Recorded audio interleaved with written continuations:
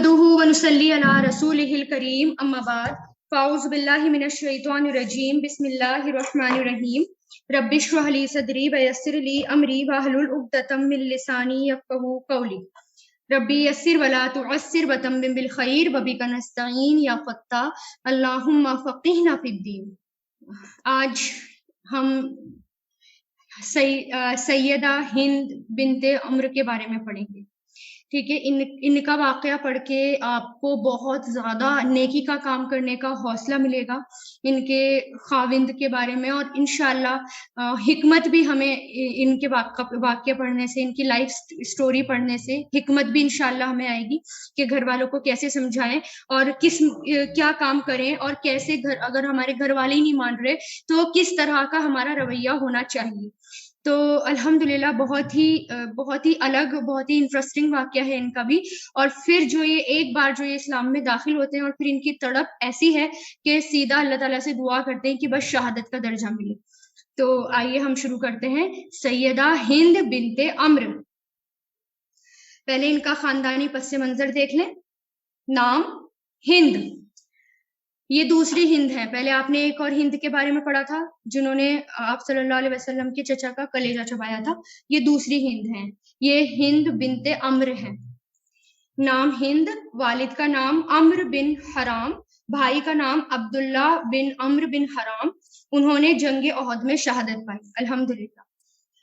सैयदा हिंद रज़ी अल्लाह ताला अन्हा हदीस के मशहूर व मारूफ रावी जाबिर बिन अब्दुल्ला की फूफी थी। किसकी? जाबिर बिन अब्दुल्ला, हजरत जाबिर की फूफी थी ये।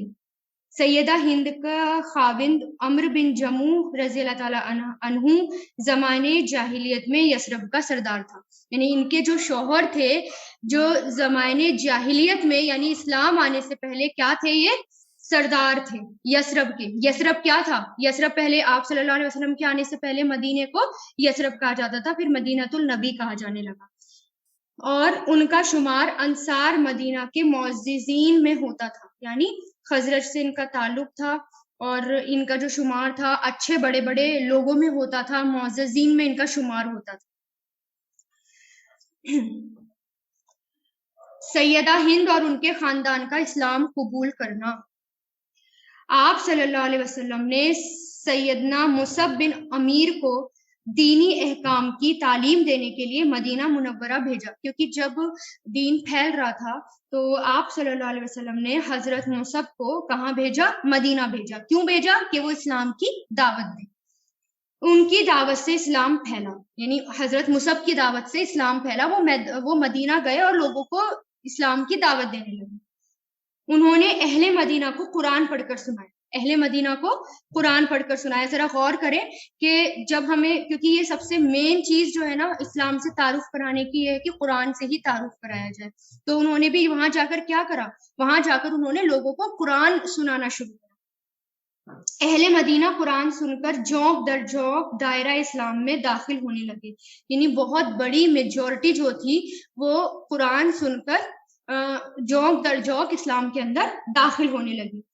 सैयदा हिंद, इससे सैयदा हिंद भी मुतासिर हुई, यानी वो भी अट्रैक्ट हुई कुरान सुनकर और फिर वो मुसलमान हो गई। सुभान अल्लाह, यानी कुरान ने ही उनके दिल पर असर डाला।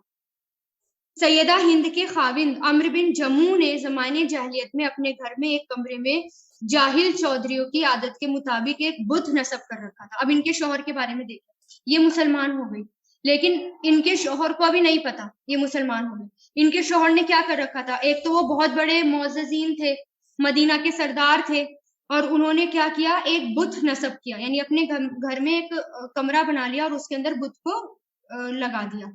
और वो इसकी पूजा पाठ किया करता था, यानी उसकी पूजा पाठ किया करता था। तकर्रुब हासिल करने के लिए उसके नाम का जानवर भी ज़िबा किया करता था, यानी बुत के नाम का जानवर। अम्र बिन जमू हबशा से एक बहुत उम्दा लकड़ी लेकर आया, यानी बुत बनाने के लिए बहुत अच्छी लकड़ी लेकर आया। कहाँ से? हबशा से। और उसने बढ़ई को कहा कि वो इस लकड़ी का खास एहतमाम करे और बुत बनाए, यानी ऐसा नहीं कि वेस्ट करे लकड़ी को, खास एहतमाम करके इस लकड़ी का बुत बनाना है। جب بت تیار ہو گیا تو اس نے اس کا نام منات رکھا. یہاں آپ نے قرآن میں بھی پڑھا ہوگا نا کہ لات، منات، عزا، یہ ان کے بڑے بڑے بت کے نام تھے. تو اس نے بنایا اور اس کا نام کیا رکھا؟ منات. اسے عمدہ قسم کے لباس پہنایا، جیسے آج بھی پہنایا جاتا ہے، اسی طرح اس نے بھی اس کو عمدہ قسم کا لباس پہنایا. اور اس کو یہ پتا بھی نہیں تھا کہ اس کی یہ تمام محنت ویسٹ ہو جائیں گی اور یہ سب کچھ جو ہے اڑ جائے گا. جب اہل مدینہ کو یہ پتا چلا کہ مصعب بن عمیر رضی اللہ تعالیٰ عنہ ابو امامہ اسد بن زرع کے گھر آئے ہوئے ہیں، تو لوگوں نے بھی یہ ارادہ کر لیا کہ اس کے گھر جا کر مصعب بن عمیر کی باتیں سنیں، کیونکہ یہ کون ہے؟ ایک صحابی ہے جن کو آپ صلی اللہ علیہ وسلم نے کہاں بھیجا؟ مدینہ بھیجا. کس لیے بھیجا؟ مدینہ میں لوگوں کو دعوت دینے کے لیے بھیجا. ٹھیک ہے، تو وہ ایک کسی کے گھر رکے، ابو ماما کے گھر رکے، اور لوگوں نے کیا کہا، مدینہ کے لوگوں نے، کہ چلو ہم بھی چل کر سنتے ہیں یہ کیا باتیں بتا رہے ہیں، کون سی باتیں یہ بتا رہے ہیں. تو وہاں پر لوگ گئے. سیدہ ہند کے 3 بیٹے، سیدہ ہند کے 3 بیٹے تھے، ماوس، ماس اور خلاد. پہلے ہی دین اسلام قبول کر چکے تھے، یعنی انہوں نے حضرت مصعب کی باتیں سنی اور قرآن سنا، قرآن سن کر اٹریکٹ ہو گئے، اور ان کے 3 بیٹے بھی اب کیا ہو گئے؟ مسلمان ہو گئے. اور یہ جو ہے نا معاذ جو ہے، حضرت معاذ، یہ بیعت ثانیہ میں بھی جو تھے شریک تھے. جب آپ صلی اللہ علیہ وسلم بیعت لے رہے تھے اس میں بھی یہ شریک تھے کہ جب آپ صلی اللہ علیہ وسلم کو مدینہ آنا تھا. اب ان کے باپ عمرو بن جموح کو اس کا علم بھی نہیں تھا. یعنی اب دیکھیں، بیوی مسلمان ہو چکی ہے، بیٹے مسلمان ہو چکے ہیں. ایک روایت میں آتا ہے کہ 4تھا بیٹا بھی تھا ان کا، عبد الرحمن. ٹھیک ہے، تو ابھی یہ انہوں نے بتایا 3 بیٹے بھی ہیں، وہ بھی مسلمان ہو گئے، اور ان کی والدہ بھی مسلمان ہو گئی. لیکن گھر کے جو سردار ہے، گھر کا لیڈر، ان کا شوہر، ان کو ہی اس بات کا علم ہی نہیں تھا. چھپکے چھپکے اسلام قبول کر لیا. سیدہ ہند بھی ایمان کی نعمت سے سرفراز ہو چکی تھی، یعنی انہوں نے بھی اسلام قبول کر لیا، جس طرح کے ان کے بیٹے ایمان کی نعمت سے سرفراز ہو چکے. لیکن اس نے اپنے خاوند سے اپنے مسلمان ہونے کو چھپا رکھا تھا.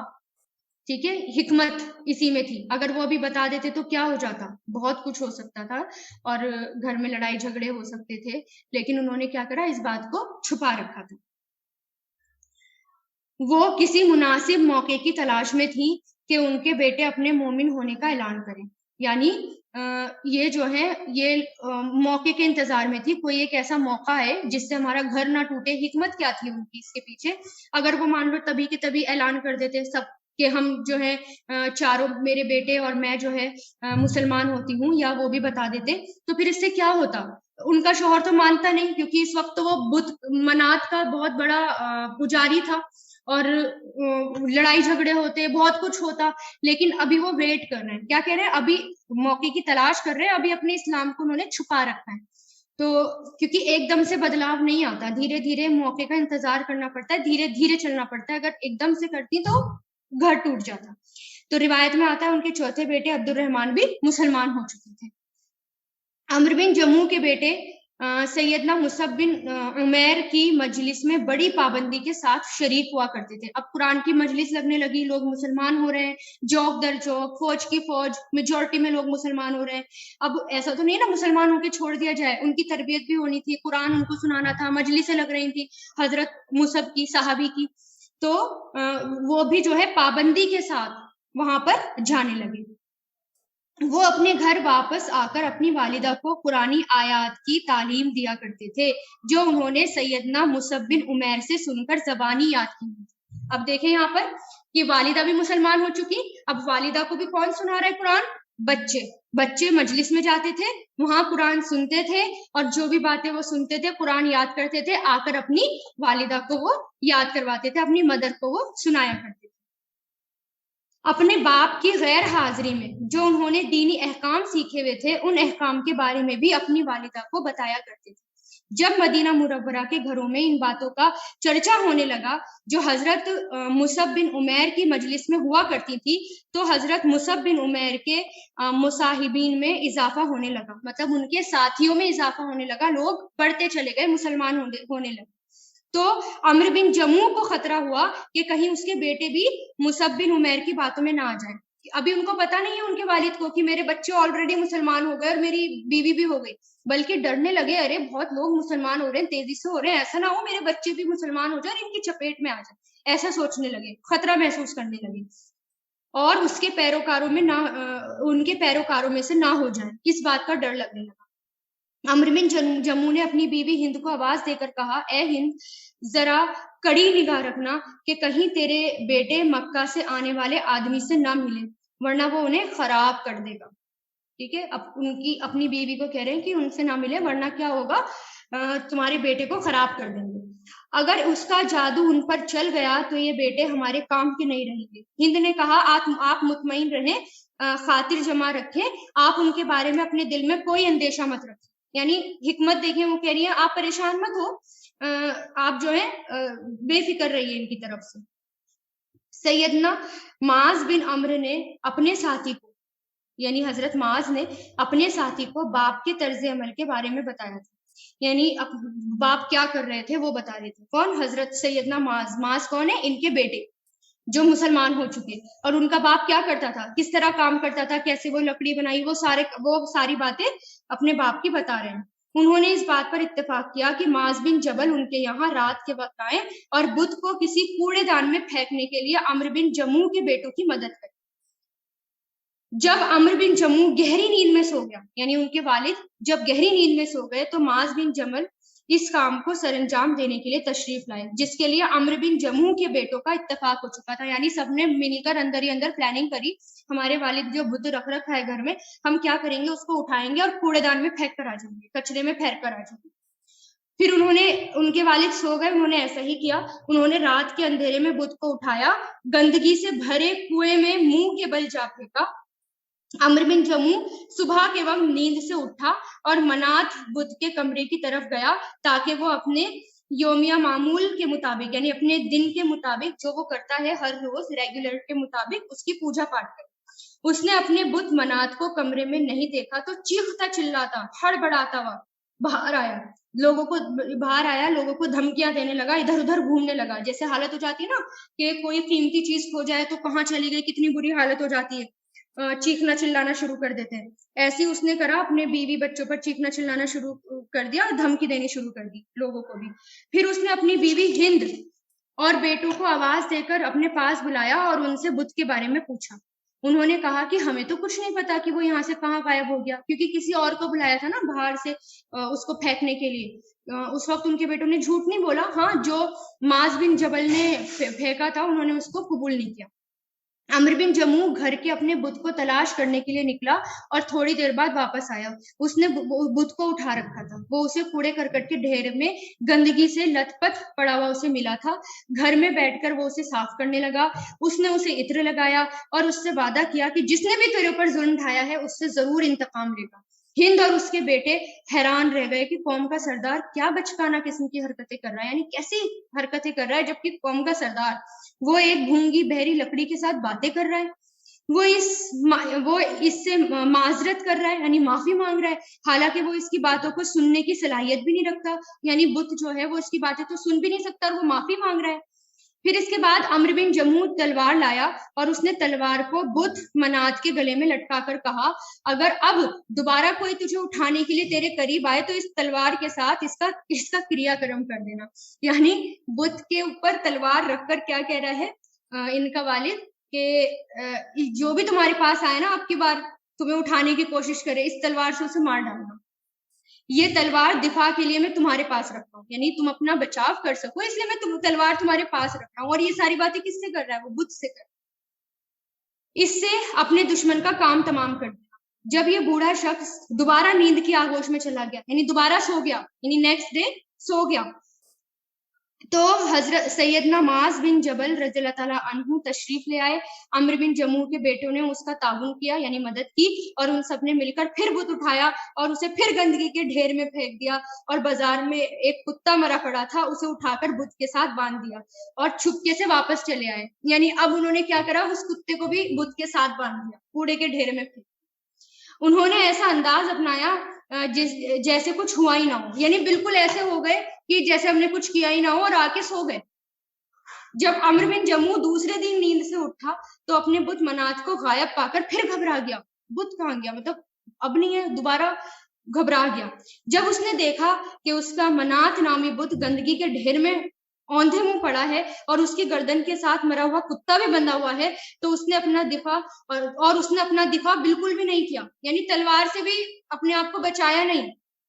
तो अम्र बिन जमू समझ गया कि ये बुत तो इस लायक ही नहीं कि उसकी इज्जत की जाए, यानी हैरान हो गया कि मैंने तलवार भी दी थी और तलवार से अपने आप को बचा भी नहीं पाया, मतलब अब तो ये इस लायक ही नहीं है कि इसकी जो है इज्जत की जाए। समझ गया वो, ये तो खुद अपनी तजलील पर खुश है, यानी इसकी बेइज्जती की जा रही है और ये खुश है, पड़ा हुआ है और कुत्ते से बंधा हुआ, ये सोच रहा है। उसे वहीं गंदगी में पड़ा छोड़कर दिल गिरफ्ता और कुबेदा खातिर होकर अपने घर आ गया, यानी मायूस होकर अपने घर आ गया।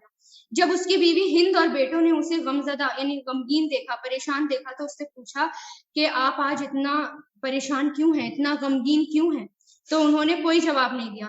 फिर उन्होंने लंबी आह भरते हुए अपनी बीवी हिंद से कहा, आपके बेटों ने आपकी मुखालफत तो नहीं की, यानी आपके बेटों ने आपकी बात तो मानी। मुखालफत कौन सी? मुसब बिन उमैर की मजलिस में तो नहीं गए? जिस अंदेशे का मैंने आपसे तस्किरा किया था, यानी जिसका मैंने आपसे जिक्र किया था, उसका उन्होंने ख्याल रखा होगा। हिंद ने कहा, बिल्कुल, उन्होंने मेरी हिदायत पर अमल किया। अलबत्ता माज ने एक रोज उनकी मक्की मुबल्लिग की कुछ बातें सुन ली, यानी वो क्या कह रही है, अपने बेटे माज ने कुछ बातें उनकी सुन ली, यानी अभी भी कुछ नहीं बताया। आप उसको अपने पास बुलाइए। और अम्र बिन जमू ने उसे आवाज दी, वो साथ वाले कमरे में था। आवाज सुनते ही उसने कहा, अब्बा जान, मैं हाजिर हूँ, अभी आया। जब बेटा अपने बाप के सामने आ खड़ा हुआ तो उन्होंने पूछा, क्या आपने मक्का से आने वाले आलिम की कोई नई बात सुनकर जबानी याद की है? यानी अब धीरे धीरे प्लेटफॉर्म तैयार हो रहा है ना। अब बुद्ध से मायूस हो चुका कि तो अपनी मदद नहीं कर सकता, मेरी क्या मदद करेगा। अब घर में आया और फिर उसको पता चला कि एक बेटा उनकी बात सुनता है, मुबल्लिग की, हजरत मुसब की। तो क्या पूछते हैं कि आपको उनकी कोई बात जबानी याद है? तो उन्होंने कहा, हाँ अब्बा जान, मैंने जो कुछ सुना उसे जबानी याद कर लिया। उसने कहा, बेटा मुझे भी कुछ सुनाओ कि तुमने क्या याद किया। तो उन्होंने क्या सुनाया? अलहम शरीफ। शुरुआत किससे की? आऊज़ु बिल्लाहि मिनश शैतानिर रजीम, बिस्मिल्लाहिर रहमानिर रहीम, अल्हम्दुलिल्लाहि रब्बिल आलमीन, अर्रहमानिर रहीम, मालिकी यौमिद्दीन, इय्याका नअबुदु व इय्याका नस्तईन, इहदिनस सिरातल मुस्तकीम, सिरातल लज़ीना अनअमता अलैहिम, गैरिल मग़दूबि अलैहिम वलद्दाल्लीन। तो उन्होंने ये सुनाया कि मैं पनाह मांगता हूँ अल्लाह के हुजूर शैतान मरदूद से। शुरू करता हूँ अल्लाह के नाम से जो रहमान और रहीम है। सब तारीफ अल्लाह के लिए है जो सारे जहानों को पालने वाला है, रहमान और रहीम है, रोज़े जज़ा का मालिक है। हम तेरी ही इबादत करते हैं और तुझी से मदद मांगते हैं। हमें सीधा रास्ता दिखाना, रास्ता उन लोगों का जिन पर तूने इनाम किया, उन लोगों का रास्ता नहीं जिन पर तेरा गजब किया गया, और ना ही गुमराहों के रास्ते पर। फिर क्या हुआ देखें जरा। सूरे फातिहा सुनकर अम्र बिन जमू हम कलामी का अंदाज इख्तियार करते हुए कहने लगे, यानी थोड़े नॉर्मल हुए और क्या कहने लगे, ये कलाम कितना दिलकश, दिल फरेब और खूबसूरत है, यानी कितना अट्रैक्टिव है ये कलाम। फिर उसने अपने बेटे से कहा, क्या इसकी सारी बातें इसी तरह दिलकश और खूबसूरत हैं? यानी जिस शख्स की तुम बातें सुन रहे हो जो मक्का से आए हैं, क्या उनकी सारी बातें इसी तरह हैं जैसे ये अलहम शरीफ है? तो माज बिन अम्र ने मुसर्रत यानी खुशी से झूमते हुए कहा, हाँ बजान, बिल्कुल, उनकी सारी बातें निहायत उम्दा, दिलकश और दिल फरेब है, यानी दिल को छू जाने वाली हैं। उनकी सारी बातें मीठी और रस भरी हैं। क्या आप खुद उसके पास जाकर उनकी बातें नहीं सुनेंगे? आप अभी जाएं और उनके पास उनसे बैत कर ले। वो और फिर देखें कि कौम के जितने भी मोअज़्ज़ज़ीन है ना, जैसे असद बिन जर्रारा, उसैद बिन हुदैर, साद बिन माज, साद बिन उबादा और अब्दुल्ला बिन रवाहा, जो कबीला औस और खजरत के सरदार हैं, वो आपसे सबकत ले गए हैं, यानी उन सब ने इस्लाम कबूल कर लिया, आप पीछे रह गए। यानी ये बातें उनको कह रहे हैं कि आप भी उनसे जाकर बैत कर लो, क्योंकि कुरान सुनकर अट्रैक्ट हो गए। और क्या कहते हैं कि आप भी चले जाइए। इन सब बातों पर ईमान ला चुके, यानी ये सब जो है ईमान ला चुके। وہ ان سب باتوں پر ایمان لا چکے جو کہ مکی مبلغ بیان کرتے ہیں، یعنی وہ جو دائی آئے ہیں ان کی باتوں پر۔ عمرو بن جموح کی بیوی نے حوصلہ دلاتے ہوئے اپنے شوہر سے کہا، اگر آپ اس مکی نوجوان کی باتوں کو سنیں اور اس کے پاس جائیں اور اس کے ہاتھ پر بیعت کر لیں تو آپ کے لیے بہت ہی اچھا ہوگا، بہتر ہوگا۔ وہ کہنے لگے، میں اپنے خداؤں سے اس کے بارے میں مشورہ کرتا ہوں کہ وہ کیا کہتے ہیں۔ اب دیکھیں، ایک رکاوٹیں تھوڑی ہیں، بیچ میں بہت ساری رکاوٹیں ہیں جو شیطان جو ہے وہ ہر طریقے سے برگلانے کی کوشش کرتا ہے۔ تو اس کے بیٹے معاذ نے کہا، ابا جان، کیا آپ گونگی بہری لکڑی سے جواب کا انتظار مانگیں گے؟ یعنی ان کے جواب کا انتظار کریں گے۔ عمرو بن جموح نے کہا، بیٹا تم یہ کیا کہہ رہے ہو؟ اس نے کہا، ابا جان میں ٹھیک کہہ رہا ہوں، ابا جان جس لکڑی کو تم اپنا معبود بنائے بیٹھے ہو وہ کچھ بھی نہیں۔ پھر عمرو بن جموح نے خود کلامی کا انداز اپناتے ہوئے کہا، ہاں یہ تو درست ہے کہ لکڑی تو گونگی بہری ہے، یہ کچھ سمجھتی ہی نہیں ہے اور کچھ محسوس بھی نہیں کرتی، یہ تو ادارک اور احساس سے بالکل محروم ہے۔ پھر عمرو بن جموح نے اپنے اہل خانہ کی طرف دیکھتے ہوئے کہا، کیا تم اس نظریے کے قائل نہیں جس کا میں قائل ہوں؟ یعنی میں جو ہے ان کی باتوں سے اٹریکٹ ہونے لگا ہوں، کیا تم بھی ایسے ہی چاہتے ہو؟ یعنی تم بھی ان کی باتوں سے اٹریکٹ ہو چکے ہو، یعنی ان کی باتیں اچھی لگنے لگی ہیں۔ ان کی بیوی ہند اور بیٹوں نے ہڑبڑا کر کہا، کیوں نہیں، اب آپ ہمارے سردار ہیں۔ عمرو بن جموح نے کہا، تم سب گواہ رہنا، میں نے اسلام قبول کر لیا، الحمدللہ۔ یعنی پہلے کیا کہتے ہیں کہ تم بھی میری بات کے قائل ہو نا، مطلب تم ناراض تو نہیں ہوں گے نا؟ تو پھر لوگوں نے کہا، ان گھر والوں نے کہا نہیں، پھر کیا کہتے ہیں، گواہ رہنا، میں نے اسلام قبول کر لیا، میں مسلمان ہوں گیا، اور میں تمہارے روبرو گواہی دیتا ہوں کہ اللہ کے سوا کوئی معبود حقیقی نہیں، اور میں گواہی دیتا ہوں کہ محمد صلی اللہ علیہ وسلم اللہ کے رسول ہیں۔ عمرو بن جموح نے جب اپنی بیوی اور بیٹوں کے سامنے کلمہ شہادت پڑھ کر دائرہ اسلام میں داخل ہونے کا اعلان کیا تو سارا خاندان خوشی سے جھوم اٹھا۔ اس سے پہلے انہیں اس نوعیت کی سعادت کبھی میسر نہیں آئی، یعنی اتنی خوشی انہیں کبھی نہیں ہوئی۔ عمرو بن جموح نے حضرت مصعب بن عمیر کی طرف پیغام بھیجا کہ وہ ان کے گھر تشریف لائیں۔ حضرت مصعب بن عمیر ان کی دعوت کو قبول کرتے ہوئے ان کے گھر تشریف لائے اور ان کے گھروں کو بتوں کی گندگی سے پاک کیا اور اس میں قرآنی آیات کی خوشبو سے اسے مہکایا، اور حضرت مصعب بن عمیر نے یہ رات خوش و خرم ان کے گھر میں بسر کی۔ اس میں دیکھیں کتنی حکمت ہے، یعنی ایک دم نہیں کہتے کہ ہم اسلام قبول ہم نے کر لیا، اور کتنی حکمت کے ساتھ چل رہے ہیں، اور بتوں کو بھی برا بھلا نہیں کہا، بلکہ کیا انہوں نے اتنی حکمت سے کام لیا کہ اس کو سیدھا اٹھا کے کچرے میں پھینک دیا۔ اگلے دن بھی یہی کیا۔ ان کے والد نے جب خود ہی دیکھ لیا کہ یہ کچھ نہیں کر سکتا تو وہ سمجھ گئے کچھ نہیں کر سکتا، اور پھر دیکھیں کہ انہوں نے قرآن کی آیات سنائی، اور قرآن کی آیات اگر ہم اچھی تلاوت کے ساتھ، اچھی قرأت کے ساتھ اور خوبصورت آواز کے ساتھ پڑھتے ہیں تو وہ بہت اٹریکٹ کرتی ہے، اور واقعی ایسا لگتا ہے کہ اس کو سنتے رہو اور دل پہ اثر کرتی ہے۔ تو الحم شریف پڑھ کر وہ ان کے اتنا اٹریکٹ ہوئے، یعنی اتنا دل پہ اثر ہوا کہ وہ بھی مسلمان ہو گئے، اور اب دیکھیں پورا خاندان مسلمان ہو گیا۔ اب دیکھیں کہ مسلمان ہونے کے بعد ان کا کیا رویہ رہتا ہے۔ سیدنا ہند کے بیٹوں کی جہاد کے لیے روانی۔ عمرو بن جموح کی پنڈلی میں کچھ نقص تھا، یعنی عمرو بن جموح ان کے جو والد تھے وہ ڈھنگ سے چل نہیں سکتے تھے، وہ معذور تھے، پنڈلی میں کچھ نقص تھا، وہ لنگڑا کر چلتے تھے۔ جب انہوں نے سنا کہ آپ صلی اللہ علیہ وسلم مشرکین کے خلاف جنگ کرنے کے لیے میدان بدر کی طرف روانہ ہونے والے ہیں تو جلدی سے اپنے گھر پہنچے اور جہاد کے لیے تیاری کرنے لگے۔ یعنی بدر آنے والی تھی نا، جنگ بدر، تو جو کہ 17 رمضان کو ہوئی تھی، تو اس میں بھی انہوں نے کیا کہا کہ اچھا آپ صلی اللہ علیہ وسلم جنگ بدر میں جا رہے ہیں، تو فوراً گھر میں گئے اور جا کر تیاری شروع کر دی۔ ان کی بیوی ہند اور ان کے بیٹے اسے جنگ میں جانے سے روکنے لگے، یعنی ان کو جنگ میں جانے نہیں دے رہے تھے، اور کہا کہ آپ معذور ہیں، لنگڑا کر چلنے کی وجہ سے آپ کو دشواری کا سامنا کرنا پڑتا ہے، یعنی آپ تو ٹھیک سے چل نہیں پاتے، آپ کیوں جا رہے ہیں؟ لیکن ان کا اصرار تھا کہ میں جنگ میں ضرور شریک ہوں گا۔ جب بیٹوں نے اپنے والد کے اصرار کو دیکھا تو آپ صلی اللہ علیہ وسلم کی خدمت میں حاضر ہوئے اور آپ سے عرض کیا، ابا جان کو سمجھائیے، ان کے گھر میں رہنا ان کا زیادہ مناسب۔ آپ صلی اللہ علیہ وسلم نے بیٹوں کی دلی تمنا کا لحاظ کرتے ہوئے عمرو بن جموح کو گھر میں رہنے کے لیے کہا، تو انہوں نے مان لیا، آپ صلی اللہ علیہ وسلم کی بات مان لی۔ اس طرح وہ جنگ بدر میں شریک نہیں ہوئے، وہ گھر میں رہے اور ان کے بیٹے جنگ بدر میں شریک ہوئے۔ میدان بدر سے لشکر اسلام کے فتح یاب ہونے کی خبریں آنے لگی، یعنی بہت مسلمان جیت گئے تھے نا, بہت میریکل ہوا تھا, فرشتے آئے تھے, کوئی شہید بھی نہیں ہوا تھا, تو وہاں سے جیت کی خبریں آنا شروع ہو گئی. مشرکین کے بڑے بڑے سورما میدان جنگ میں تہب تبیق کر دیے گئے, یعنی قتل کر دیے گئے, اور کچھ جو ہے وہ قید کر دیے گئے. عمرو بن جموح نے جب دیکھا کہ ان کے بیٹے میدان جنگ سے کامیاب ہو کر واپس آئے ہیں تو ان کی خوشی کا ٹھکانہ نہ رہا, لیکن ان کی دلی تمنا یہ تھی کہ وہ خود بھی اس لڑائی میں شریک ہوتے اور اللہ سبحانہ و تعالیٰ انہیں شہادت کی نعمت سے سرفراز کرتا.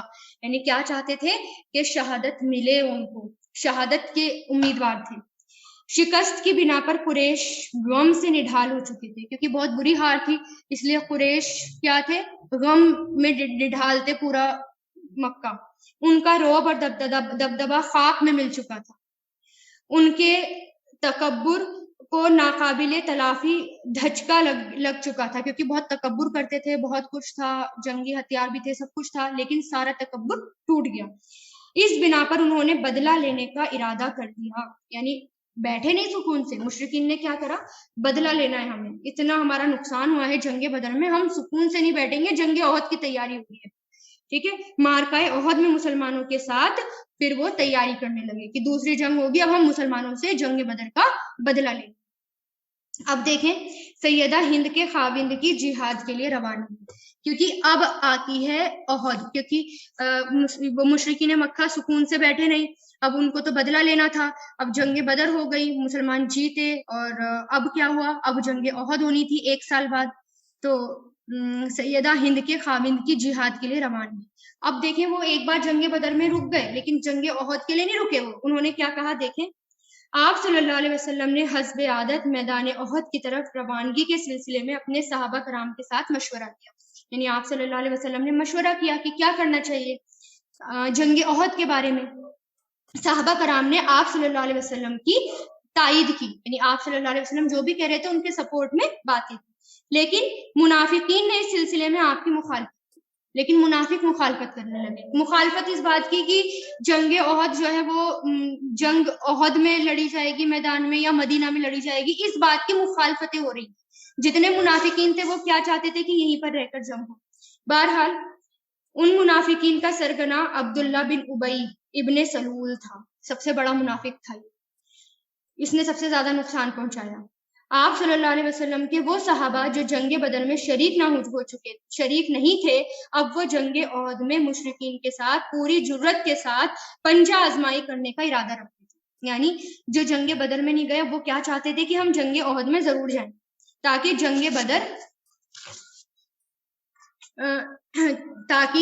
جنگ بدر میں شریک نہ ہو کر جس خیر اور بھلائی سے وہ محروم رہ گئے, وہ اس جنگ احد میں حاضری دے کر حاصل کریں. کیونکہ پتا ہے نا آپ کو, جنگ بدر والے لوگ کتنے اسپیشل تھے, ان کے بارے میں کیسی کیسی حدیثیں ملتی ہیں کہ اللہ تعالیٰ ان سے راضی ہیں. ان کے بارے میں تو آپ صلی اللہ علیہ وسلم کہتے ہیں کہ اللہ تعالیٰ نے جھانک کر بولا ہے کہ جنگ بدر والے کچھ بھی کریں, میں ان سے راضی ہوں. یعنی اس وقت انہوں نے جو ہمت دکھائی تھی تو وہ بخش دیے گئے تھے. اور جیسے کہ ایک روایت میں یہ بھی آتا ہے کہ جبریل امین نے کہا کہ آپ صلی اللہ علیہ وسلم سے آپ جنگ بدر والوں کو کہ ان کے درجے کو کیسا سمجھتے ہیں, تو آپ صلی اللہ علیہ وسلم نے کہا سب سے بہتر. تو اسی طرح جبریل امین کہتے ہیں کہ اس وقت جو فرشتے نازل ہوئے تھے نا جنگ بدر میں, وہ بھی سب سے اسپیشل, یعنی ان کا درجہ بھی سب سے بڑا, تو ان کا درجہ الگ ہی تھا. تو جو لوگ نہیں گئے جنگ بدر میں, وہ پچھتا رہے تھے, مسلمان ہم کیوں نہیں گئے, اتنی بڑی خیر سے محروم رہ گئے. تو انہوں نے کہا اب جنگ احد میں تو ہم ضرور جائیں گے. جب سیدنا عمرو بن جموح خوشی خوشی سے سرشار گھر میں داخل ہوئے تو ان کی بیوی ہند اور بیٹے گھبرا گئے, کیونکہ انہیں اس سے پہلے اس طرح ایسی حالت میں کبھی نہیں دیکھا. جیسے انہوں نے دیکھا کہ وہ اپنا ہتھیار تھامے ہوئے ہیں, تو انہوں نے پوچھا, اے ابو معاذ, کہاں کا ارادہ ہے؟ انہوں نے کہا, میں نے اپنے خیالات کو حقیقت کا روپ دینا چاہا, یعنی میرا خیال یہ ہے کہ میں جنگ احد میں جاؤں گا, اور میں جاؤں گا. میں آپ صلی اللہ علیہ وسلم کے ساتھ میدان احد کی طرف روانہ ہو رہا ہوں. ہند نے کہا, اے ابو معاذ, آپ جہاد کی طاقت نہیں رکھتے, اللہ تعالیٰ نے آپ کو معذور قرار دیا ہے.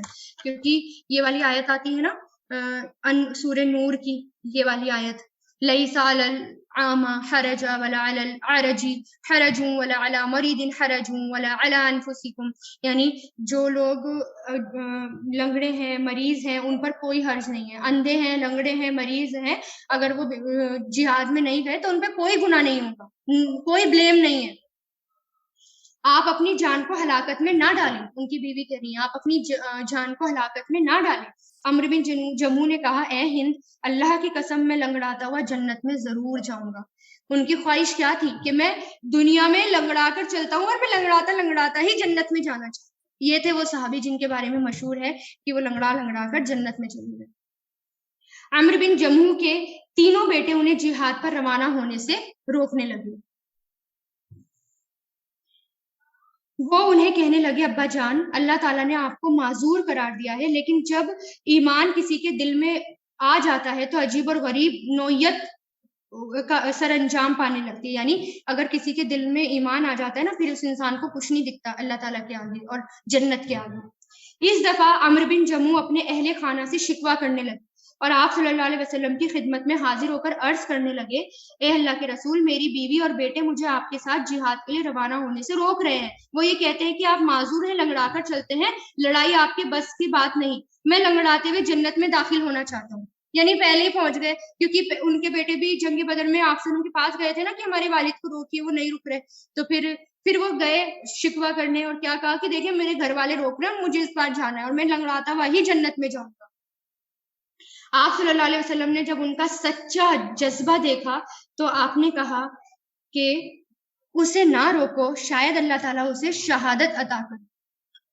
اس کے بعد اور اچھا جب آپ صلی اللہ علیہ وسلم یہ کہہ رہے تھے نا کہ اسے نہ روکو شاید اللہ تعالیٰ اسے شہادت عطا کر دے، اس وقت انہوں نے یہ بھی دعا کی تھی، روایتوں میں آتا ہے کہ اللہ مجھے شہادت نصیب کرنا اور مجھے اپنے گھر ناکامیاب نہ لوٹانا، یہ وہ دعا کر رہے تھے۔ اس کے بعد آپ صلی اللہ علیہ وسلم نے عمرو بن جموح کی طرف دیکھا اور ارشاد فرمایا اللہ تعالیٰ نے تو آپ کو معذور قرار دیا ہے۔ عمرو بن جموح نے اپنا ہتھیار تھاما اور اپنے بیٹوں کے ساتھ میدان جنگ کی طرف اس طرح چلے جس طرح ایک شیر چلا جا رہا ہو اور اس کے آس پاس اس کے بچوں نے گھیرا ڈال رکھا ہو، یعنی ایک شیر کی طرح چلے اور جیسے آس پاس شیر کے بچوں نے۔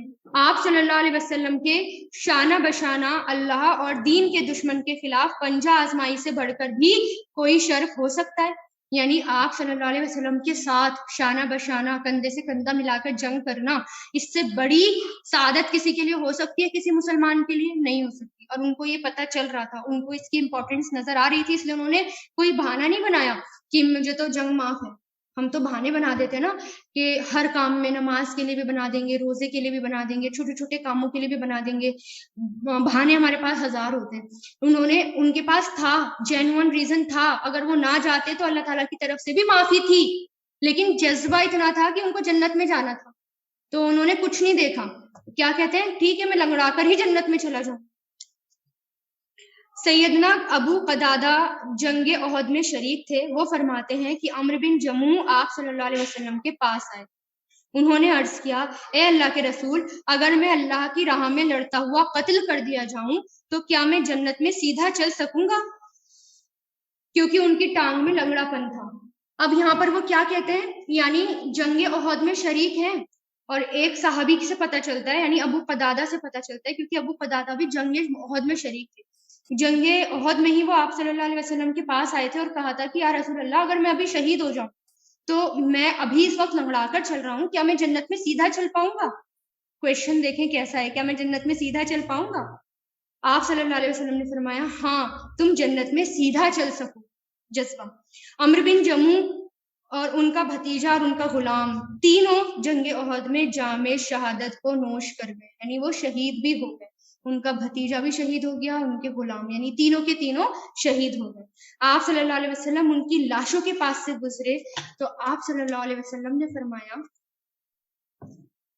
گویا میں تجھے دیکھ رہا ہوں کہ تم جنت میں سیدھی چال چل رہے ہو، یعنی اللہ تعالیٰ نے ان کو دکھا بھی دیا کہ وہ جنت میں ہے، کیونکہ آپ کو پتہ ہے نا جو شہادت جو شہید ہوتے ہیں ان کی جو روحیں ہوتی ہیں ارواح ہوتی ہیں وہ جنت میں اڑ رہی ہوتی ہیں، اور اللہ تعالیٰ کے عرش کے نیچے جو ایک ہوتی ہے جگہ وہاں پر وہ رہتی ہیں، اور جدھر چاہیں وہاں وہ گھوم سکتی ہیں۔ جنت سے پہلے جو برزخی زندگی ہوتی ہے وہ بھی بڑی خوبصورت ہوتی ہے۔ تو وہ کیا دیکھ رہے ہیں، جیسے حضرت جابر کے بارے میں آتا ہے، ان کے دونوں ہاتھ کاٹ دیے گئے تھے ایک جنگ موتا میں، تو وہ آپ صلی اللہ علیہ وسلم کو دکھایا گیا تھا کہ وہ ان کو پر مل گئے اور وہ پروں سے اڑ رہے ہیں جنت میں۔ ان کو کیا دکھایا، ان کے بارے میں کیا دکھایا گیا کہ یہ سیدھی چال چل رہے ہیں جنت میں۔ آپ صلی اللہ علیہ وسلم نے ان تینوں کو ایک قبر میں دفن کرنے کا حکم دیا۔ اب ذرا یہ سوچیں، جب ہم مدینہ میں جہاں شہدائے بدر ہیں سارے شہداء کو، یعنی جہاں پر ان کی قبر ہے اور یا احد پہاڑ کے قریب ان کو جب دفنا دیا گیا ہے، تو ذرا سوچیں ہم اگر وہاں جاتے ہیں تو ہمیں کچھ نہیں پتا چلتا، ہمیں وہاں پر کچھ نہیں پتا چلتا۔ لیکن اب ذرا سوچیں آپ کی کیفیت کیا ہوگی اگر اب حج پر آپ لوگوں میں سے جس کو اللہ تعالیٰ نے موقع دیا وہاں جائیں گے، اور وہاں جب آپ دیکھیں گے کہ ایسے ایسے صحابی بھی تھے، حضرت عمرو بن جموح بھی ہے جو لنگڑاتے لنگڑاتے یہاں تک آئے ہیں اور لنگڑاتے لنگڑاتے جنت تک چلے گئے، ہمیں ان کے بارے میں پتہ ہی نہیں ہوتا کہ کیسے کیسے صحابی یہاں پر دفن کیے گئے ہیں، ان کی خوشبو وہاں پر مہکتی ہے کہ کس طرح آئے تھے اور کس طرح چلے گئے، انہوں نے کس طرح اپنے فرض کو پورا کیا۔ تو اللہ تعالیٰ ہمیں بھی شہادت کی موت نصیب کرے۔ تو اس طرح حضرت سیدنا عمرو بن جموح کی شہادت، تو سیدنا عمرو بن جموح کی شہادت، سیدنا عمرو بن جموح نے اپنا مقصد حاصل کر لیا، جنگ احد میں وہ جام شہادت نوش کر گئے، یعنی وہ شہید ہو گئے۔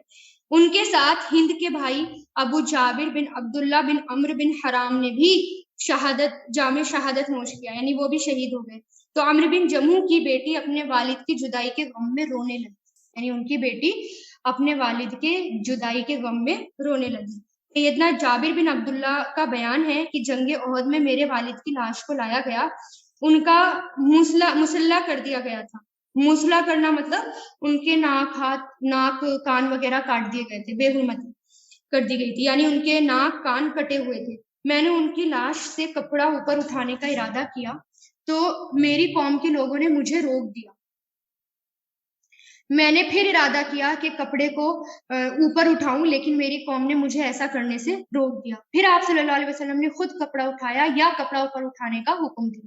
آپ صلی اللہ علیہ وسلم نے کسی خاتون کے رونے اور چیخنے کی آوازیں سنی تو آپ صلی اللہ علیہ وسلم نے فرمایا یہ کون ہے؟ لوگوں نے بتایا یہ عمرو بن جموح کی بیٹی ہیں یا ان کی بہن ہے۔ آپ صلی اللہ علیہ وسلم نے فرمایا وہ کیوں روتی ہیں جبکہ فرشتے اپنے پروں کے ساتھ اس پر سایہ کیے ہوئے تھے، یعنی ساتھ ہی خوشخبری دے دی کہ کیوں رو رہی ہیں وہ فرشتے، دیکھو ان کے سروں پر سایہ کیے ہوئے ہیں، شہید ہے نا، شہداء ہیں، درجہ بہت بڑا ہے ان کا۔ سیدنا ہند نے دیکھا کہ چند خواتین شہداء کی لاشوں میں اپنے رشتہ داروں کی لاشوں کو دیکھ رہی ہیں۔ ام المومنین سیدنا عائشہ کا بیان ہے جنگ احد کے دن صبح سحری کے وقت ایک خاتون 2 لدے ہوئے اونٹوں کے درمیان آگے بڑھی تو میں نے اس سے کہا کیا خبر ہے؟ اس نے کہا ٹھیک ہے، اللہ تعالیٰ نے اپنے رسول مقبول اور مومنوں کا دفاع کیا، یعنی اللہ تعالیٰ نے مومنوں کا ساتھ دیا اور کچھ اہل ایمان کو اللہ تعالیٰ نے شہادت سے سرفراز کیا۔ یہ کہتے ہی وہ خاتون رو پڑی، یعنی یہی خاتون تھی سیدہ بنت عمرو۔ ان کے بارے میں آتا ہے، کہتے ہیں کہ یہ جو لاشیں انہوں نے اس اونٹ پر لاد رکھی تھی اور وہ جا رہی تھی، تو روایتوں میں آتا ہے کہ اپنے ہی لوگوں کی لاشیں لے کر جا رہی تھی، جو اونٹ لدے ہوئے تھے وہ اپنے ہی لوگوں کی لاشوں سے لدے ہوئے تھے، اونٹ آگے نہیں جا رہے تھے، کیونکہ آپ صلی اللہ علیہ وسلم نے کہا کہ جو جہاں پر شہید ہوا ہے نا ان کی لاشوں کو وہیں پر دفنایا جائے گا، واپس مدینہ نہیں لے جایا جائے گا۔ تو انہوں نے پھر لاشوں کو وہیں پر ہی چھوڑا۔ اور یہ دیکھیں یہ وہی صحابیات ہیں جن کے بارے میں کیا آتا ہے، جب یہ جا رہی تھی میدان جنگ میں تو ان کے بارے میں آتا ہے کہ ان کو بتایا گیا کہ تمہارے باپ شہید ہو گئے، ان کی بیٹی، تو اور تمہارے بھائی شہید ہو گئے، تمہارے شوہر شہید ہو گئے، یعنی تمہارے باپ بھی شہید ہو گئے، یعنی ان کے فادر بھی، تمہارے شوہر بھی شہید ہو گئے، تمہارے بھائی بھی شہید ہو گئے۔ تو یہ ہر بار کیا کہتی جا رہی تھی، کیا پوچھتی جا رہی تھی کہ آپ صلی اللہ علیہ وسلم ٹھیک ہے، یعنی آپ صلی اللہ علیہ وسلم کا کیا حال ہے، یعنی جب بھی ان کو بتایا گیا کہ یہ شہید ہو گئے تو انہوں نے کہا آپ صلی اللہ علیہ وسلم ٹھیک ہے، پھر بتایا گیا کہ آپ کے بھائی بھی شہید ہو گئے تو کیا کہا کہ آپ صلی اللہ علیہ وسلم ٹھیک ہے۔ اور جب یہ بتایا گیا کہ ہاں آپ صلی اللہ علیہ وسلم صحیح سلامت ہے تو کہتی ہیں آپ کے بعد تو ہر مصیبت آسان ہے، یعنی آپ کے بعد ہر مصیبت آسان ہے. اتنا صبر ہے ان میں اور اتنا صبر کرتی وہ خاتون. پھر سیدہ ہند بن عمرو نے اپنے خاوند سیدنا عمرو بن جموع اور اپنے بھائی ابو جابر کی لاشوں کو مدینہ میں دفن کرنے کا ارادہ کیا. جب انہیں یہ بتایا گیا کہ آپ صلی اللہ علیہ وسلم نے حکم دیا ہے کہ شہداء کو اسی جگہ دفن کیا جائے جس جگہ انہوں نے جام شہادت نوش کیا ہے، تو انہوں نے ان کی لاشوں کو وہیں دفن کرنے کے لیے چھوڑ دیا. آپ صلی اللہ علیہ وسلم نے فرمایا، مجھے اس ذات کی قسم جس کے ہاتھ میں میری جان ہے، تم میں سے ایسے افراد بھی ہیں کہ اگر وہ اللہ کی قسم اللہ پر قسم ڈالیں تو اللہ ان کی لاج رکھے گا. ان میں سے ایک عمرو بن جموع ہے، میں نے اسے دیکھا کہ وہ جنت میں چل رہا ہے، لنگڑاتا ہوا چل رہا ہے نا. اور پھر بعد میں دکھایا گیا کہ وہ سیدھے چل رہے ہیں. دونوں روایتیں آتی ہیں. تو یعنی وہ ایسے تھے کہ اللہ تعالیٰ اگر وہ اللہ تعالیٰ سے کچھ بھی دعا مانگتے تو اللہ تعالیٰ ان کی دعاؤں کو رد نہیں کرتے. اتنا بڑا مقام تھا ان صحابی. پھر آپ صلی اللہ علیہ وسلم نے حکم دیا کہ دونوں کو ایک ہی قبر میں دفن کر دیا جائے. وہ دونوں دنیا میں ایک دوسرے کے ساتھ مخلصانہ محبت رکھتے تھے. صبر اور شکر کے پے کر اللہ تعالیٰ کے یہاں ثواب کی نیت رکھنے والی سیدہ ہند اپنے عزیز ترین 2 شہیدوں کو میدان احد میں دفنا کر مدینہ آ گئی اور ساری زندگی اللہ رسول کی خوشندی کی خاطر کثرت کے ساتھ روزے رکھتی رہیں اور جی بھر کر عبادت میں مصروف رہیں، یہاں تک کہ وہ اپنے خالق حقیقی سے جا ملی، یہاں تک کہ وہ بھی ان کا بھی انتقال ہو گیا. ٹھیک ہے. تو یہ تھی سیدہ بنت عمر. ان کے بارے میں آتا ہے، بعض روایتوں میں یہ بھی آتا ہے کہ انہوں نے غزوہ خیبر میں شرکت کی تھی، یعنی غزوہ خیبر میں بھی یہ گئی تھی اور اتنی محبتیں انہوں نے اللہ تعالیٰ کی خاطر قربان کر دی. ان کی کوالٹی کیا تھی؟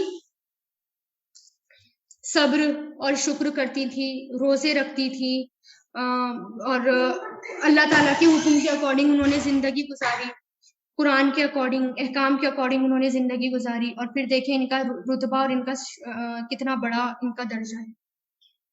تو بہت کچھ حکمتیں آتی ہیں ان کی سٹوری سے. ایک یہ بھی کہ کس قدر وہ حکمت سے کام لے رہی ہیں اور کس طرح ان کے جو شوہر تھے انہوں نے اسلام قبول کیا. ایک دم سے اپنے اسلام کے بارے میں انہوں نے نہیں بتا دیا، ایک دم سے سب کچھ نہیں کھول دیا. ان کے بیٹے بھی ماں کا ساتھ دے رہے ہیں، ورنہ یہ بھی تو ہو سکتا تھا نا کہ وہ کہہ دیتی کہ میں اور میرے بیٹے جو ہیں وہ انہوں نے اسلام قبول کر لیا، اب کیا کر لو، کیا کرو گے، کیا کر سکتے ہو. کچھ نہیں، ان کو اپنے گھر کا ٹوٹنے کا بھی ڈر تھا تو انہوں نے حکمت سے کام لیا. اور پھر دیکھیں کہ جیسے جیسے ان کے شوہر کے بارے میں آتا ہے شہید ہو گئے، بھائی کے بارے میں آتا ہے شہید ہو گئے، والد کے بارے میں آتا ہے شہید ہو گئے، ہر بار کیا پوچھتی ہیں کہ رسول اللہ ٹھیک ہے؟ پھر کہتی ہے آپ کے بعد تو ہر مشکل آسان ہے. یعنی آپ صلی اللہ علیہ وسلم کی موجودگی ان کے لیے اتنی بڑی تھی اور اتنی امپورٹنٹ کہ، اور ویسے بھی ایمان والوں کے بارے میں یہ آتا ہے، قرآن کے اندر ہی آتا ہے کہ ہمارا ایمان ہی تب تک مکمل نہیں ہوگا جب تک سارے رشتوں سے بڑھ کر آپ صلی اللہ علیہ وسلم کی محبت نہ آ جائے. اور آپ صلی اللہ علیہ وسلم کی محبت کیا پھر زبانی محبت، عمل میں بھی محبت، سنتوں کو پکڑنا، آپ صلی اللہ علیہ وسلم کے فٹ سٹیپ پر چلنا، جیسے آپ صلی اللہ علیہ وسلم نے سنتیں بتا دی، بدعتوں سے دور ہونا. لیکن ہم کیا کرتے ہیں، اپنے ہی لاجک لگا کر ہم سنتوں سے دور بھاگتے ہیں اور چھوٹی چھوٹی باتوں میں ہم دوسروں کو کاپی کرنے لگتے ہیں جبکہ ان سے کچھ ہونے والا نہیں ہے. چھوٹی چھوٹی سی باتوں پہ ہم دوسروں کو کاپی کرنے لگتے ہیں. اور کیا یہی ہماری محبت ہے آپ صلی اللہ علیہ وسلم کو لے کر کہ بے صبرا پن دکھانا، بدعتیں کرنا اور ویسٹرنائزیشن اپنانا اور ویسٹرن کپڑے پہننا اور اپنے آپ کو بہت سوچنا، بے پردہ ہونا، بے پردہ ہو کر گھومنا، برتھ ڈے بنانا چھوٹی چھوٹی سی باتوں میں، مطلب رسمیں کرنا، برتھ ڈے بنانا، کیا یہ ہے ہماری محبت آپ صلی اللہ علیہ وسلم کے بارے میں؟ ذرا سوچیں، جب ہماری شادی کا ماحول ہوتا ہے سب سے بڑی آزمائش مسلمانوں کی اسی وقت ہوتی ہے، سب سے بڑا ٹیسٹ اسی وقت ہوتا ہے. ہم ویسے تو ہم بہت بڑے متقی بن جاتے ہیں لیکن ساری اصلیت شادی کے وقت پتہ چل جاتی ہے. بے پردہ ہو کے گھومیں گے اور ایک ہی تو دن ملا ہے، کیا سوچتے ہیں ہم ایک ہی تو دن ملا ہے بس اس دن کر لیں بعد میں نیک بن جائیں گے. اللہ کے بندے یہ کیوں نہیں سوچتے کہ یہ ایک ہی دن ہے، اللہ تعالیٰ نے آزمائش کے لیے چنا ہے، ٹیسٹ کے لیے چنا ہے. سب کچھ الگ رکھ دیتے ہیں، ہر چیز میں ہم کمپرومائز کرنے لگتے ہیں، دین کے معاملے میں کمپرومائز کرنے لگتے ہیں. تو یہ محبت نہیں ہے. ہم محبت کا تقاضا نہیں کر سکتے، ہم نہیں کہہ سکتے ہم رسول اللہ سے محبت کرتے ہیں. محبت اگر ہے، واقعی صحیح معنوں میں محبت ہے، تو رسول کی سنتوں کو اپنانا ہوگا، ان کے اکارڈنگ زندگی گزارنی ہوگی، ان کے اوپر نازل کی ہوئی اللہ تعالیٰ کی کتاب اس کو پڑھنا ہوگا، اس کو سمجھنا ہوگا۔ وآخر الدعوانا ان الحمد للہ رب العالمین سبحانک اللہم و بحمدک نشہد ان لا الہ الا انت نستغفرک و نتوب الیک۔